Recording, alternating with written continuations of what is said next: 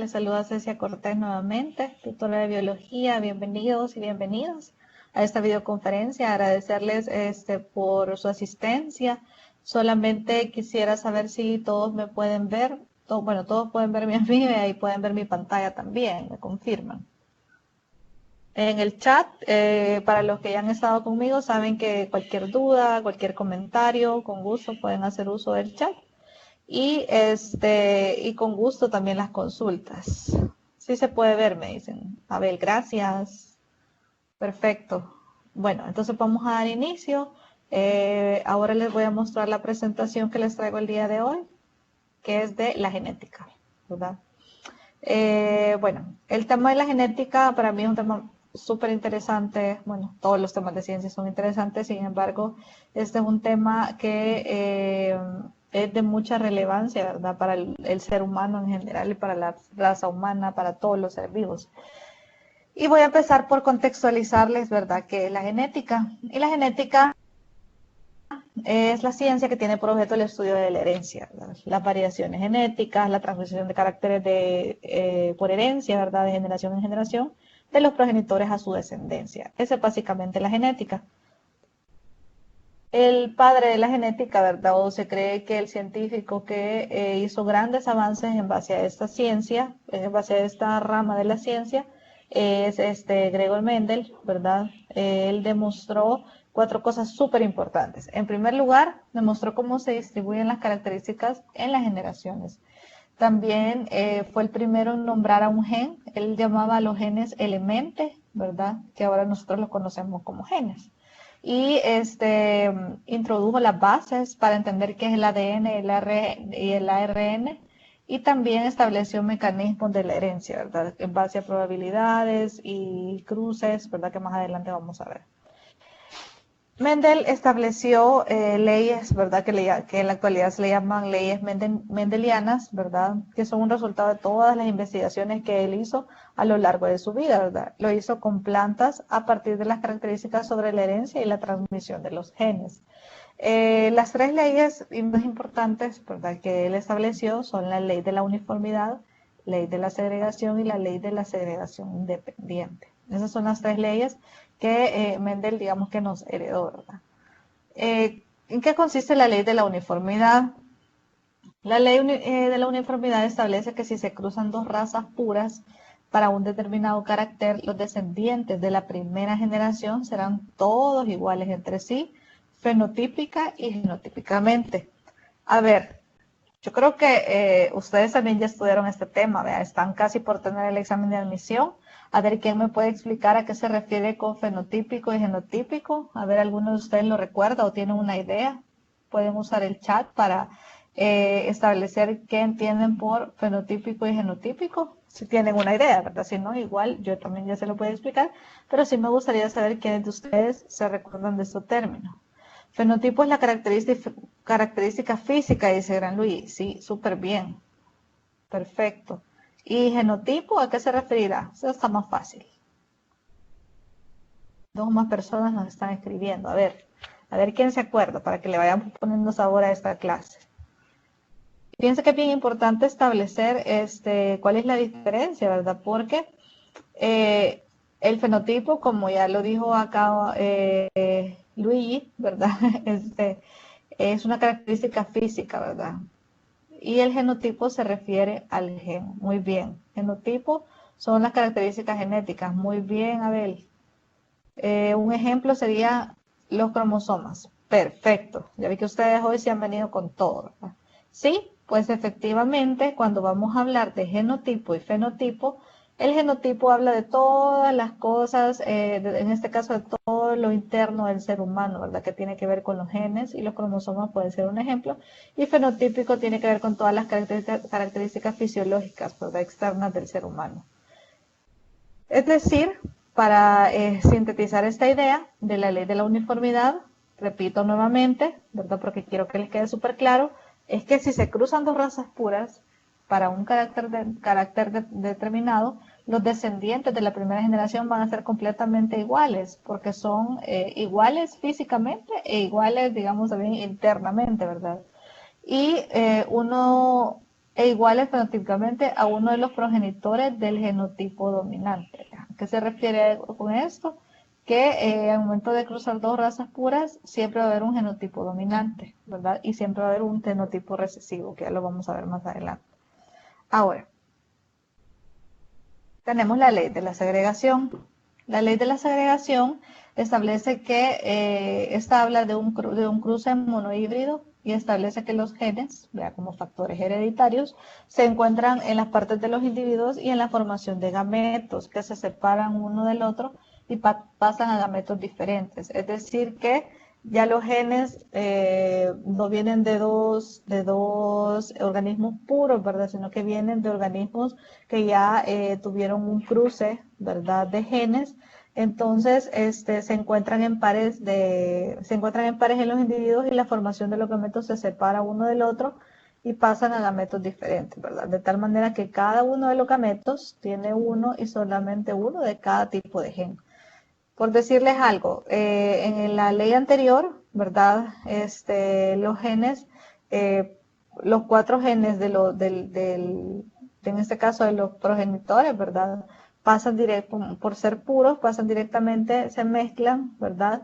Y se crea un organismo completamente igual al gen dominante. Sin embargo, en este caso, puede suceder que no van a ser iguales fenotípica y genotípicamente al gen dominante, ¿verdad? Porque los genes se segregan, es decir, se dividen en diferentes, se mezclan y se dividen en diferentes, ¿cómo decirle?, grupos, ¿verdad? Entonces, por eso se da esta ley de la segregación. Ahora bien, la ley de la segregación independiente establece, ¿verdad? Y es la conclusión del cruce entre plantas que difieren en dos características o cruce de híbrido, ¿verdad? También se le puede llamar. ¿Qué sucede acá?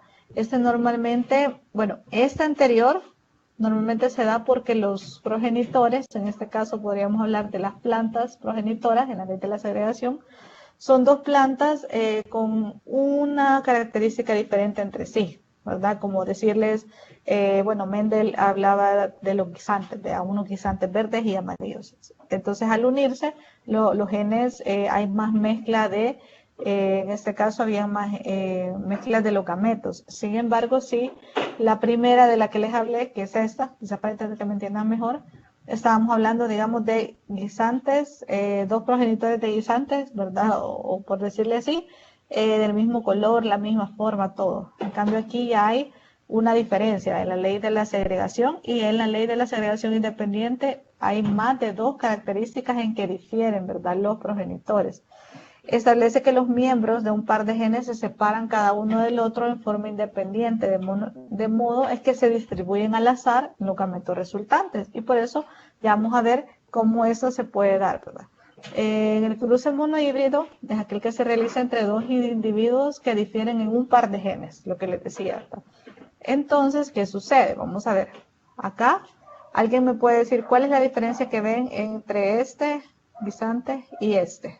¿Cuál es la diferencia principal que se puede ver a simple vista? A ver, veamos el chat.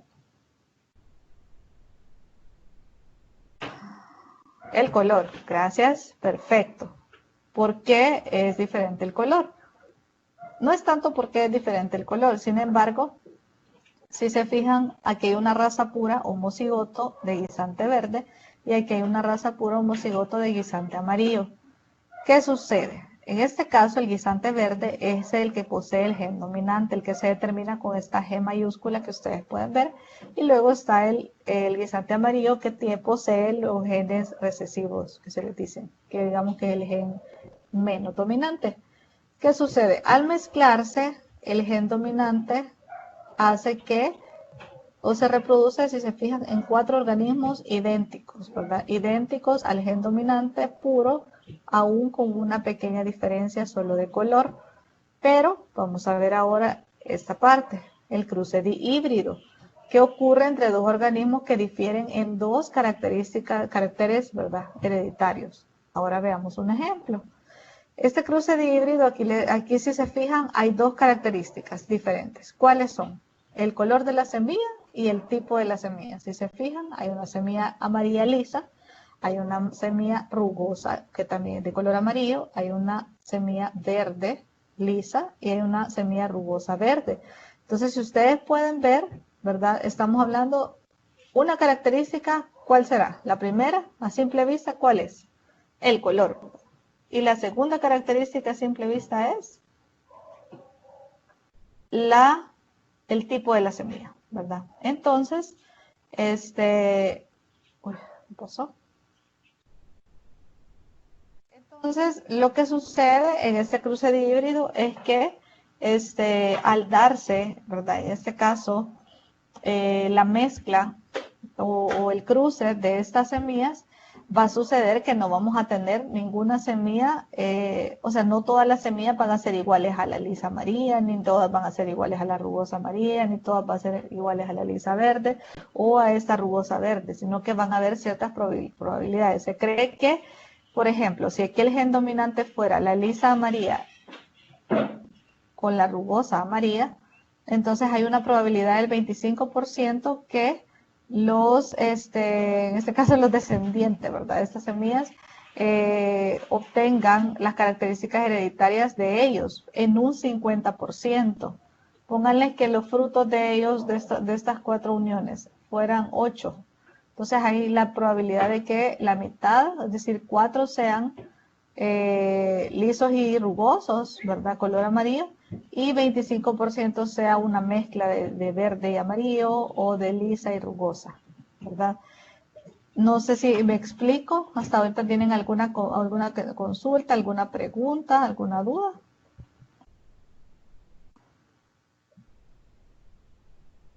¿Todo blue, como dicen? ¿Todo bien? ¿Alguna consulta, alguna duda, algún comentario también? Gracias, Luis, muy amable. A ver, les escribiendo, a ver. Sí me interesa como que entiendan esas 3 leyes, ¿verdad? Que realmente son bastante sencillas. Sin embargo, al momento ya de ver los cruces, ¿verdad? Ahí se puede confundir, ¿verdad? Sin embargo, como ustedes pueden ver, ¿verdad? Los cruces, tanto híbrido como híbrido, van a ir dependiendo de las características de los progenitores, ¿verdad? En este caso, Mendel experimentó mucho con las plantas. Entonces, es súper importante que ustedes conozcan esto, ¿verdad? No sé si a ver nos completa la idea. Lo espero unos 10 segunditos. ¿Hay alguien más que esté escribiendo? A ver.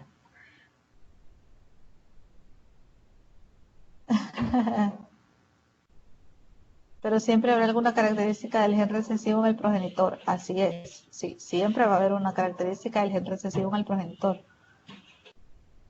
Perdón, no en el progenitor, sino que en este caso, en su descendencia, ¿verdad? Lo que pasa es que el gen recesivo y el gen dominante, ambos son progenitores, ¿verdad? Eso quizás para que les quede más claro. El gen dominante y el gen recesivo, ambos son progenitores. Sin embargo, siempre los genes dominantes son los que determinan el 50, a veces hasta el 75% de los resultados hereditarios en los frutos, ¿verdad? En sus hijos, digamos. Pero siempre habrá una característica, sí, ok. Gracias, Abel, muy amable. Vaya, no sé si ya con eso te queda un poquito más claro, ¿verdad? La idea es que eso lo puedan entender de la manera más sencilla. En resumen, ¿verdad? Los resultados de las investigaciones de Mendel, y en concreto la tercera ley, refuerzan el concepto de que los genes son independientes entre sí, ¿verdad? Y que no se mezclan ni desaparecen en sucesivas generaciones, ¿verdad? Los genes no desaparecen, por eso es que es posible, y no sé si ustedes han escuchado, que hay un examen que se hace a nivel genético en el cual se puede determinar más o menos cuáles son nuestros descendientes a nivel cultural, ¿verdad? De qué regiones del mundo venimos cada uno. Entonces hay un cantante famoso, creo que todos lo conocen, Calle 13. Bueno, él se llama René, ¿verdad? Pero él hizo un disco, ¿verdad? A mí me pareció súper interesante, yo vi un documental de él, en que él se hizo ese examen para determinar su herencia y al parecer tenía prácticamente genes, ¿verdad?, que determinaban que él venía casi que de 15 o 12 tipos de descendencias asiática, africana, hasta hindú, ¿verdad? Entonces, imagínense cómo son los genes, toda la información que poseen, ¿verdad? Y que no desaparecen en sucesivas generaciones. La ley se cumple siempre y cuando los genes se encuentren en cromosomas diferentes, ¿verdad? Que es cuando ya vamos a ir hablando de los cromosomas que tienen que ver con los procesos que determinan los procesos genéticos y sexuales. ¿Algún comentario? Vaya. Ahora les voy a hablar ya específicamente de lo que se puede entender como genética humana, ¿verdad? La genética humana es la ciencia que tiene por objeto el estudio de la herencia biológica en los seres humanos, obviamente. Comprende una gran variedad de campos como la genética clásica, citogenética, genética molecular, biología molecular. ¿Por qué hay como esta gran variedad de campos? Porque la genética puede ser utilizada para diversos caminos, ¿verdad?, que ayuden hasta cierto punto al ser humano, ¿verdad? La genética molecular, que tiene que ver incluso, en este caso, eh, cuando se hace alguna alteración a los genes de un ser humano para la determinación de ciertas enfermedades o para evitar ciertas enfermedades. Y luego también la biología molecular, ¿verdad?, que tiene que ver también con un tipo de sustracciones químicas, ¿verdad?, respecto a los genes de los seres humanos. Ahora, caracteres genéticos humanos. Las características hereditarias, ¿verdad?, de los seres humanos se transmiten de acuerdo a las leyes de Mendel, ¿verdad?, las que ya les mencioné. Es decir, que se determinan por un par de genes o factores hereditarios que son las unidades portadoras de la información genética. ¿Dónde creen ustedes que, en este caso, en el ser humano, se da toda esa aportación de información genética? ¿En qué momento creen ustedes que se da? Que los seres humanos van adquiriendo estos factores hereditarios. ¿En qué momento creen ustedes que se da? A ver.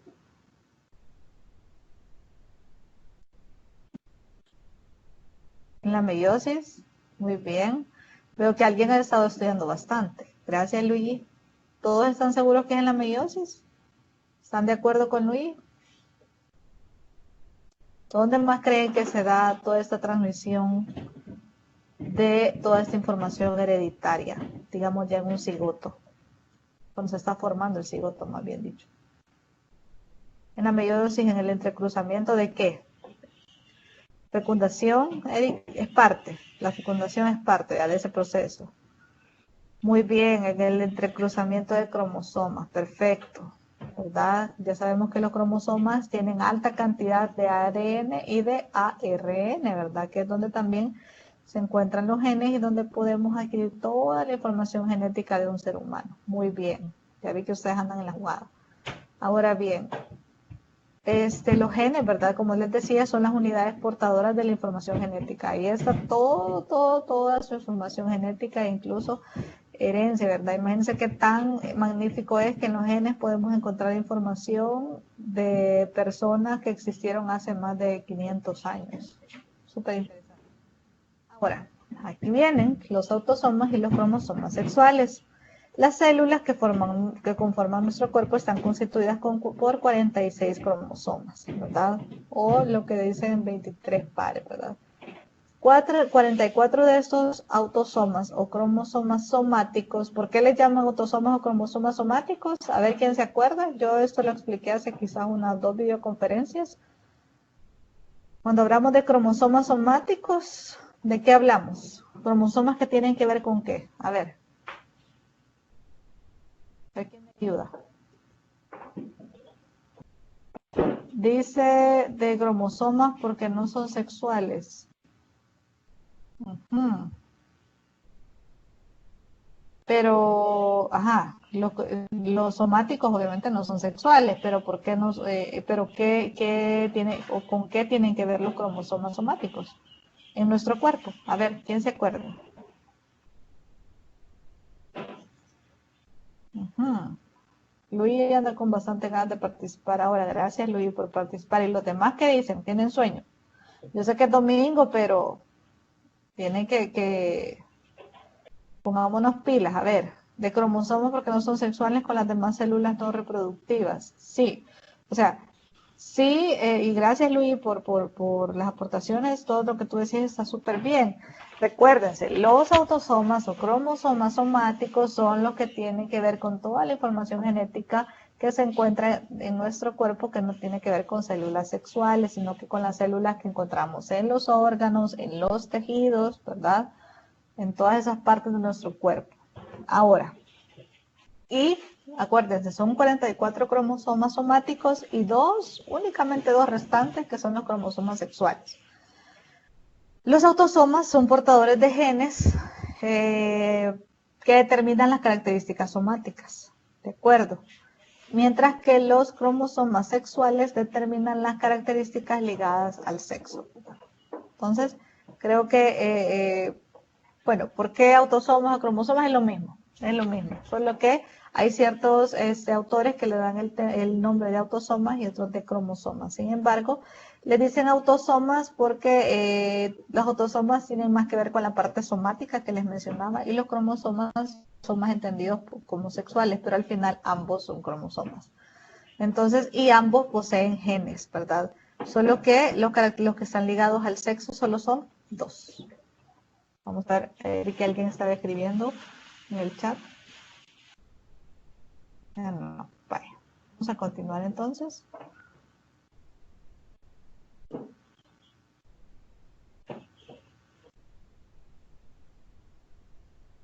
Vamos a hablar de los cromosomas ligados a que tienen que ver con la herencia ligada al sexo, ¿verdad? La reproducción de los seres humanos se origina por la fecundación de un gameto femenino, un óvulo, y por un gameto masculino, espermatozoide. Los gametos se forman por meiosis, por lo que solo lleva la mitad del número de cromosomas, ¿verdad? Ahí, si se fijan, el gameto, cuando está tal cual, no posee en ese momento ninguna información, o sea, no posee toda la información genética que requiere, pero sí al momento de la meiosis que se realiza toda esa mezcla de los cromosomas en los cuales se separan, ¿verdad? Sus alelos se separan y por medio de meiosis comparten toda esa información genética de sus progenitores, por lo que solo llevan la mitad de números de cromosomas, ¿verdad? Se recuerdan que cuando vimos esa parte, ¿verdad? Los gametos se forman por meiosis y se separan y solo se llevan la mitad de los cromosomas. Ahora bien, entonces, ¿verdad? Los óvulos poseen un cromosoma X y los espermatozoides pueden tener un cromosoma X o Y, ¿verdad? Es decir, que si se fijan los óvulos, solo es bien interesante que solo pueden poseer un cromosoma tipo X, ¿verdad? Y, sin embargo, los espermatozoides pueden tener un cromosoma X o un cromosoma Y. Por eso se dice que es el hombre, pero no exactamente, o sea, no el hombre, sino que los espermatozoides los que establecen el sexo de un bebé, ¿verdad? O sea, es el hombre, ¿verdad? El que determina el sexo de un bebé. Ahora, el sexo dependerá del tipo de espermatozoide que fecunde al óvulo, es decir, que el espermatozoide puede ser X o puede ser Y. A ver, esta es como más de opinión, le puede ser una pregunta más de opinión. ¿Qué creen que es un cromosoma X de un óvulo, verdad? Y un espermatozoide X también. ¿Qué sexo creen que genera? A ver. Si yo mezclo, oigan bien la pregunta, si yo mezclo un óvulo que posee un cromosoma X y mezclo un espermatozoide que también posee un cromosoma X, ¿qué creen que sexo sería?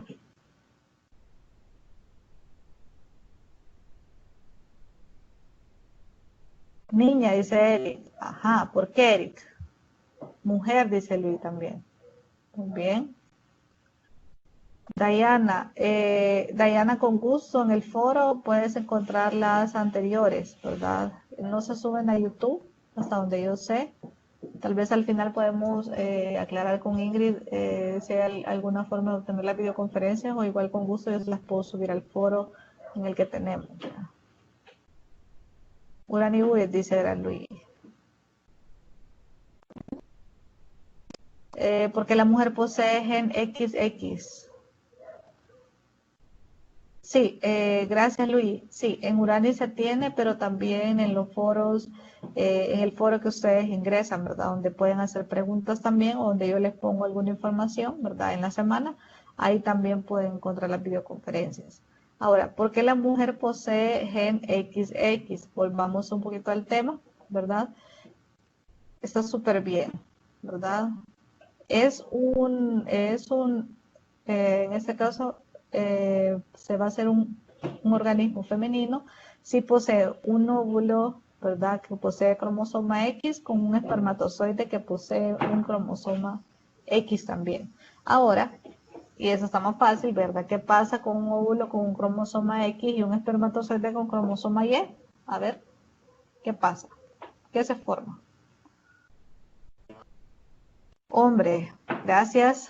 Luis anda con todo hoy. Perfecto, Luis, eso es. Entonces, les queda claro, ¿verdad? Que cuando el óvulo posee cromosoma X y el espermatozoide es un cromosoma X también, el sexo del bebé, en este caso, ¿verdad? De un ser humano será una niña, ¿verdad? Será sexo femenino. Y si el cromosoma X del óvulo se mezcla con un cromosoma Y de un espermatozoide, va a ser un niño o del sexo masculino.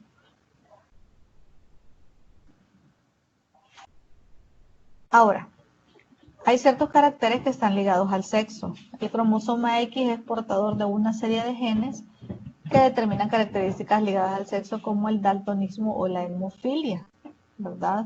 Si se fijan, los genes muchas veces determinan enfermedades, determinan ciertas patologías en los seres humanos, ¿verdad? Entonces, ¿alguien sabe qué es el daltonismo? A ver, ¿quién se recuerda qué es el daltonismo? Veamos. A ver, ¿quién se recuerda qué es el daltonismo? ¿Quién está escribiendo? Muy bien. ¿Y la hemofilia? ¿Quién se recuerda qué es la hemofilia?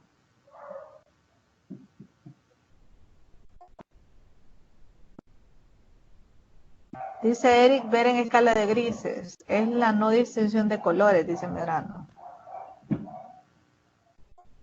¿Mm? Fíjense que sí, es muy bien. Es la no distinción de colores y muchas veces predomina el rojo y el verde, no se pueden diferenciar. Y, y Luis dice, muy bien, la hemofilia es que es la falta de coagulación en la sangre. Gracias. Perfecto. Vaya. Si se fijan, los genes de tipo sexuales o ligados al sexo pueden, o sea, puede haber algún tipo de alteración de ellos que puede producir el daltonismo o la hemofilia, ¿verdad? El daltonismo afecta en un 80% a hombres más que a mujeres y la hemofilia sí es falta de una sustancia que ahorita se me ha olvidado, ¿verdad? En la sangre que hace que la sangre sea difícil de coagular, ¿verdad? Entonces, por eso una persona que tiene hemofilia tiene que tener muchísimo cuidado con heridas, con algún tipo de golpe, ¿verdad? Porque puede tener hemorragias fuertes, ¿verdad? Ahora, con todo eso lo que queremos decir es que el cromosoma X, ¿verdad? Determina más cosas que el sexo. Y ejemplos de ellos son las enfermedades hereditarias, ¿verdad? Entonces, si se fijan, el cromosoma X, en este caso es bastante dominante, ¿verdad? Ya que determina muchísimas más cosas que el sexo de un bebé. Ahora, ¿por qué voy a hablarles de los tipos sanguíneos? ¿Verdad? Porque sabemos que en la sangre nosotros podemos obtener mucha información genética, ¿verdad? No solo en la sangre, ¿verdad? También se puede en cualquier célula del ser humano. Sin embargo, la clasificación que se hace de la sangre de acuerdo a los caracteres presentes o no en la superficie de los glóbulos rojos y el suero de la sangre pueden determinar el tipo de sangre de una persona, ¿verdad? Y establecer qué tipo de proteína poseen, ¿verdad? O incluso cuando se realiza un procedimiento médico en el cual una persona necesita una transfusión de sangre, es bien importante establecer los tipos de sangre para que no haya un choque, ¿verdad? De los tipos de sangre y no esa persona no vaya, va a haber una recesión de eso. Entonces, el grupo A, ¿verdad? Este grupo A, el grupo B, grupo AB y grupo O, ¿verdad? Son los tipos sanguíneos que existen. El grupo A posee proteína tipo A, el B proteína tipo B, ¿verdad? El AB ambas, y el grupo C, el grupo 0, le digo yo, pero no es el grupo O, no tiene ninguna proteína, ¿verdad? Entonces, ¿cuál creen ustedes que esos tipos de sangre es un tipo de sangre más resistente a nivel inmune? Con esto del COVID se puso muy de moda esto de los tipos de sangre, ¿verdad? Que decían que un tipo de sangre era más propenso a adquirir el virus, así como de repente decían que habían otros grupos que eran más propensos a no tener el virus, al igual que si eras hombre o eras mujer.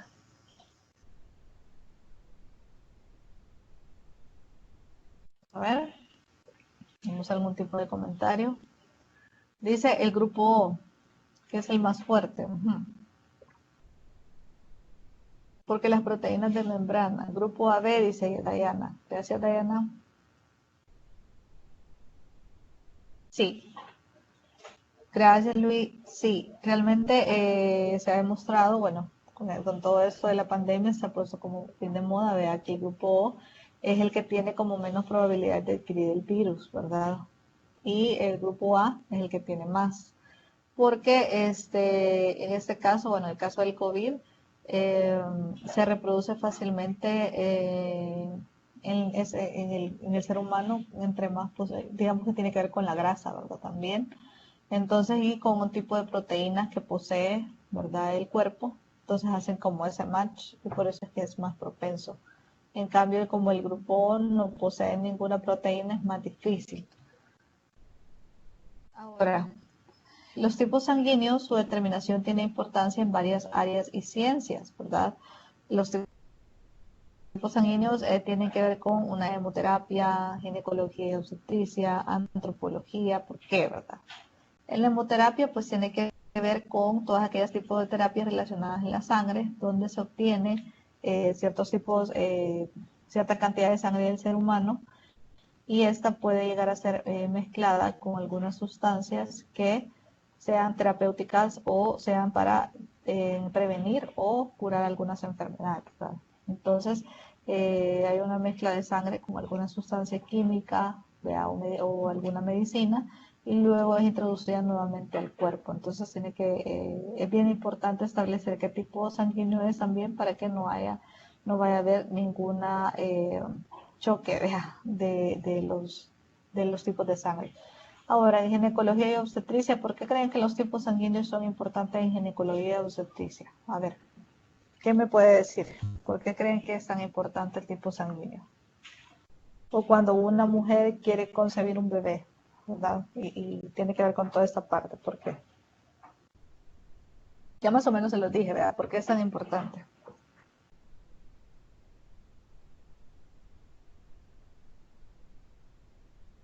¿Ah?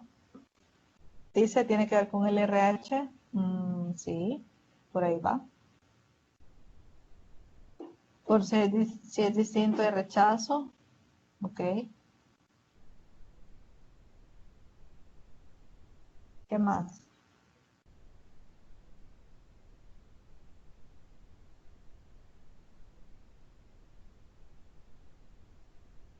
¿No? Porque puede causar enfermedades si la sangre no hace match, dice Diana, para evitar la muerte del feto. Ujú. Fíjense que cada tipo de sangre tiene un factor, ¿verdad? Factor RH positivo y RH negativo. Entonces, lo que sucede es que si un tipo de sangre, ¿verdad? Puede ser A, B, O, y si es RH positivo y se mezcla con otro RH positivo, no hay ningún problema. Sin embargo, puede suceder, como yo he conocido un caso, que una persona es tipo ORH negativo, una mujer, ¿verdad? Es tipo ORH negativo y su esposo es ARH positivo. Entonces, ¿qué sucedía cuando esta pareja trataba de concebir un bebé?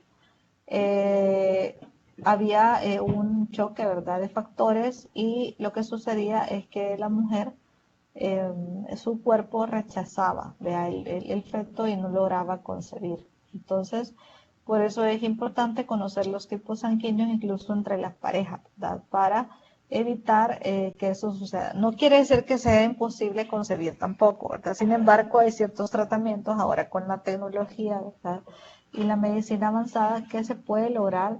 Claro que hay una fecundación, sin embargo, hay bastante riesgo para el bebé. Dice, por ejemplo, la mía y la de mi hija, dice Diana, ¿verdad? Sí, a veces hay padres e hijos que tienen diferentes tipos de factor de tipo de sangre y a veces el propio hijo de una persona no puede donarle sangre a su padre, ¿verdad? Dice Luis, por los anticuerpos de la madre puede reconocer la sangre del hijo como, no, como un patógeno, ¿verdad? Se ponen ahí. Ok, gracias Luis, súper bien. Sí, y fíjense que en la antropología, ¿por qué creen que los tipos de sangre son importantes en la antropología? ¿Se acuerdan lo que yo les decía de la historia genética, ¿verdad?, de nosotros los seres humanos? Entonces con eso tiene que ver, ¿verdad? Tiene que ver el historial genético a nivel hereditario, incluso por siglos, ¿verdad? Puede ser estudiado por medio de la antropología y por los tipos de sangre, ¿verdad? Los tipos sanguíneos, que son los que determinan muchísima información de los seres vivos, ¿verdad? Ahora hablemos un poquito de las pruebas de paternidad, ¿verdad? Este tema de las pruebas de paternidad es muy famoso, ¿verdad?, en nuestro tiempo, ya que, pues ustedes saben que vivimos en sociedades donde, no digo que todo, ¿verdad?, no voy a generalizar, pero sí donde las madres ya les toca llevar la carga de quedarse con sus hijos y donde el padre hay un padre ausente, ¿verdad? O hay un padre que no quiere hacerse cargo. Ahora es tan común que pues alguna muchacha sale embarazada, ¿verdad?, alguna chica, y pues el hombre se va o se aleja o lo que sea. Entonces, son las pruebas de paternidad, ¿verdad? Que lamentablemente, yo digo lamentablemente porque creo que es bien penoso, ¿verdad? Que en este caso un padre no puede reconocer a su hijo, ¿verdad? Y es que haya necesidad de ese tipo de pruebas, aunque también esas pruebas no solo sirven para, por si alguien no quiere reconocer a un hijo, sino que a veces lamentablemente tiene que ver hasta con casos de abusos o pues cualquier otra situación de la vida en que sea necesaria la prueba. ¿Para qué sirven las pruebas de paternidad? En primer lugar, para determinar el parentesco ascendente entre un individuo y un hombre presunto padre, ¿verdad? ¿Qué mecanismos se ocupan? Pues han evolucionado, ¿verdad? Actualmente la más idónea es el poliforismo en regiones STR y en ADN, ¿verdad? Porque básicamente esta técnica, ¿verdad?, este mecanismo es basada en comparar el ADN nuclear de ambos individuos. ¿Dónde podemos encontrar ADN?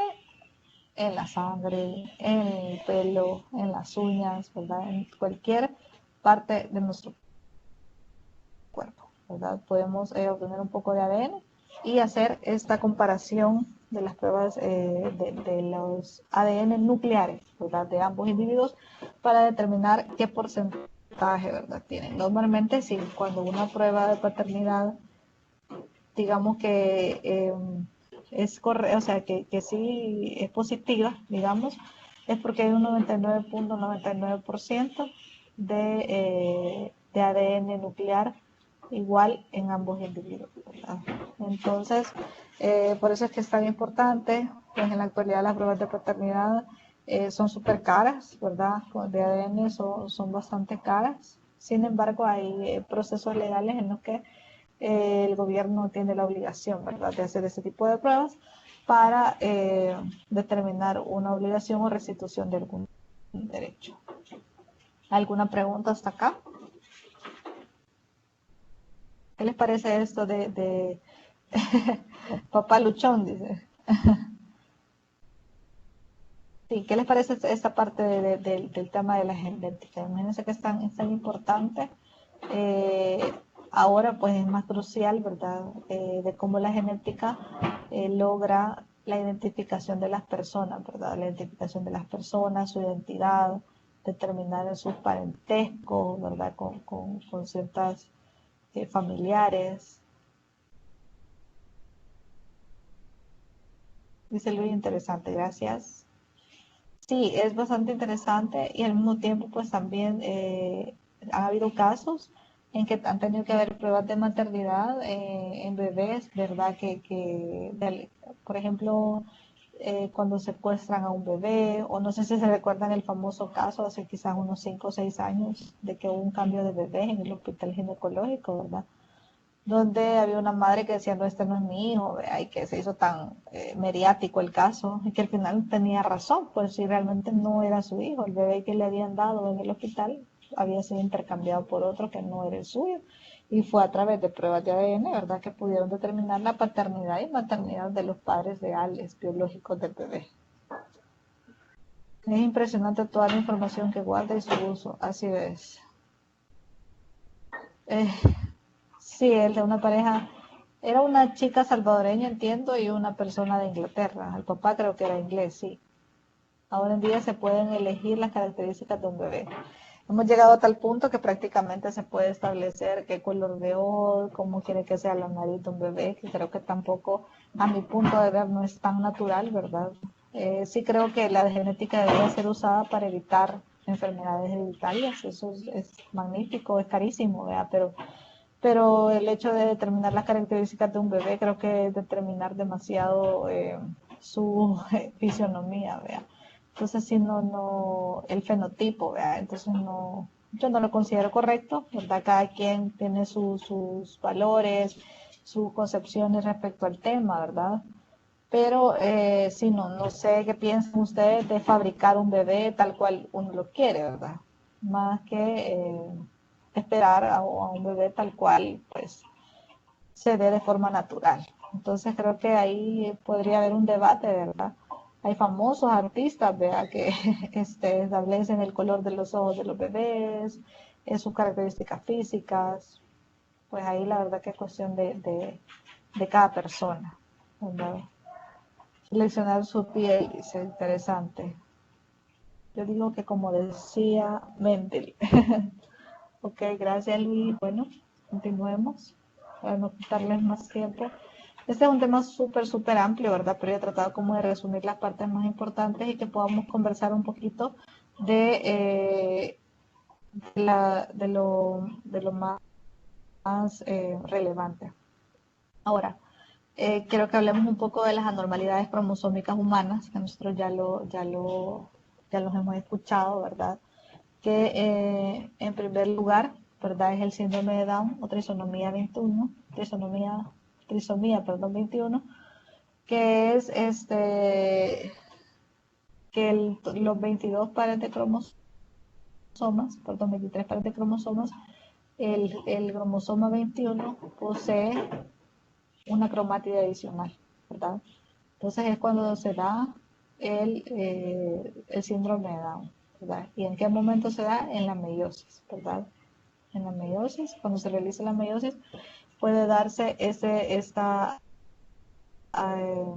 digamos, puede ocasionarse este síndrome a nivel celular. Ahora está el síndrome de Klinefelter, de autosonomía del par 23, y el síndrome de Turner.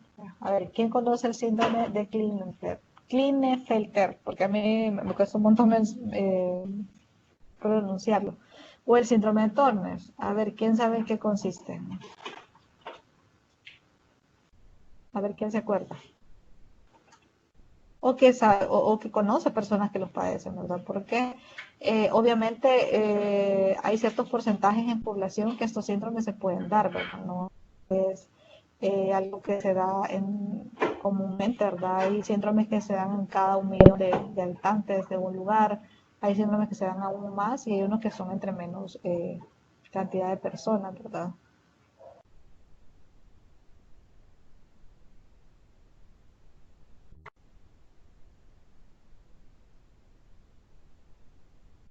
Vamos a ver el chat, a ver quiénes conocen alguno de estos síndromes.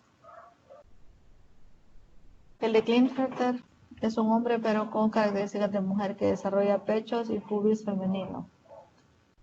¿Tendrá que ver esto cuando se dicen que son hermafroditas? Esas personas que son hermafroditas. ¿No? Dice el de Turner, creo que el que afecta a sus niñas en desarrollo. Muy bien.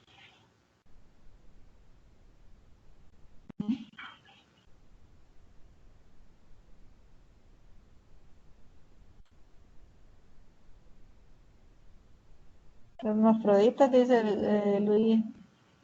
Lo que pasa es que así comúnmente se les pueden llamar. Sin embargo, se refiere a, en este caso, organismos que pueden desarrollar ambos sexos incluso, ¿verdad? No solo con un hombre con características de ese tipo, ¿verdad?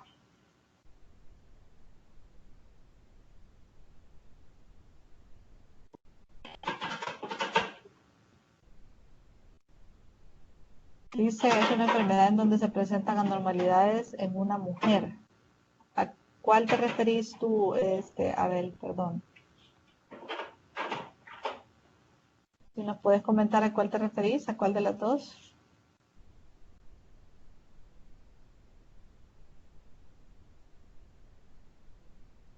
Fíjense que el de Klinefelter lo que puede suceder incluso es que ocasiona, ¿verdad?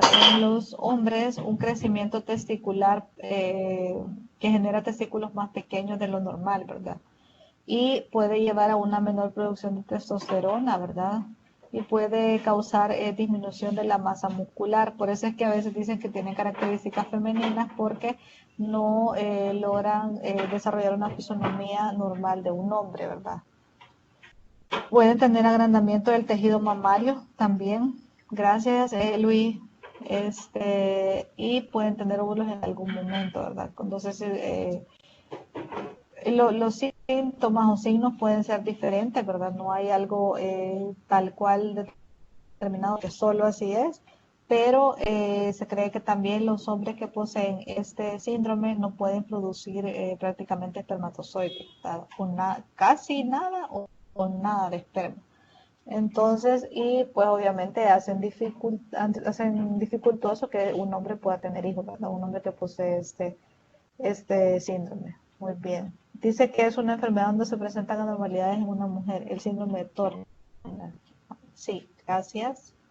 Abel, bueno, no sé si ustedes pueden mencionar alguna otra enfermedad que,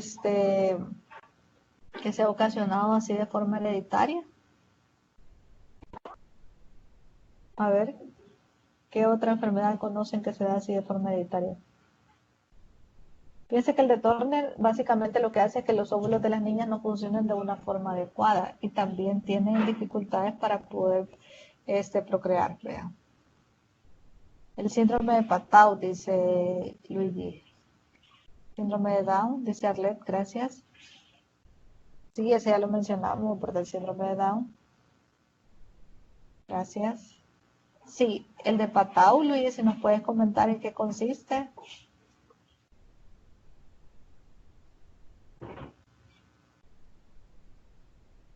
Fíjense que cada videoconferencia yo aprendo algo de ustedes, ¿verdad? Siempre me gusta hacer preguntas de algo que yo no sé porque también ustedes nos enseñan un montón a todo el grupo, ¿verdad? Dice Luigi en que falta una copia del cromosoma 13. ¿Cuáles serán cuáles serán los efectos a nivel de fisonomía, ¿verdad? Heterocromía, dice Eric. Bueno, miren que tenemos bastante que investigar. En general, la idea de la clase, ¿verdad? Yo tenía que conversáramos un poco y que pudiésemos comprender todas las... qué impresionante es ese mundo de la genética, ¿verdad? De la herencia, de cómo una pequeña alteración en los procesos donde los cromosomas se unen, ¿verdad? Y hacen toda la meiosis, la mitosis y todo el proceso de reproducción celular, puede en un segundo, ¿verdad? Determinar la vida de una persona y aún más de las características fenotípicas y genotípicas del ser humano. Así que agradecerles muchísimo por su participación, de verdad que veo que andaban muchísimo en la jugada, han estado súper pendientes, ¿verdad? Agradecerles su asistencia también y recordarles que están los foros, ¿verdad? Para que podamos conversar algún tema, si ustedes así lo quieren. Pueden escribirme o igual incluso por correo, hay unos que me hacen consultas por correo, también pueden hacerlo. Y pues no me queda más que desearles ya mucha suerte en el examen, pónganse las pilas, yo sé que este ha sido un año totalmente atípico y anormal, pero esperemos que el próximo año sea mejor y pues ya ustedes empezando su carrera universitaria puedan salir adelante, ¿verdad? Así que gracias, desearles feliz tarde. No sé si hay alguna pregunta al final. ¿Tienen alguna otra pregunta? Si no, eso es todo, ¿verdad? Por mi parte.